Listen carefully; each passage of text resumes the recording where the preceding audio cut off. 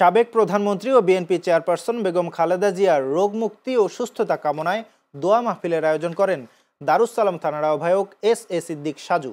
দুপুরে রাজধানীর ঢাকা ১৪ মিরপুর শাহ আলী থানায় ৮ ও ৯৩ নং ওয়ার্ডে এই দোয়া মাহফিল আয়োজন করা হয়। পাশাপাশি জুলাই গণঅভ্যুত্থানের শহীদদের রুহের মাগফিরাত ও আহতদের নগদ অর্থ প্রদান করা হয়। এ সময় তিনি বলেন, দেশ এখন সংকটময় সময় পার করছে। এ সময় আপসহীন নেত্রী বেগম খালেদা জিয়ার সুস্থতা থাকাটা সবচেয়ে জরুরি।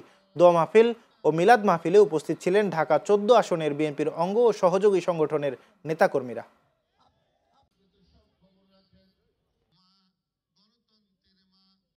বেগম খালেদা জিয়া সংসদীয় গণতন্ত্রের উত্তরণে প্রথম মহিলা প্রধানমন্ত্রী হয়ে বাংলাদেশের মান ও সম্মান সারা বিশ্বের বুকে উজ্জ্বল করেছিলেন। সে আমাদের সবার প্রিয় দেশনেত্রী বেগম খালেদা জিয়া আজ বার্ধক্য সহ বিভিন্ন জটিলতায় হাসপাতালের শয্যাশয়ী হয়ে আছেন। সারা দেশ আজ তার জন্য দোয়া করছেন, তার সুস্থতা কামনা করে।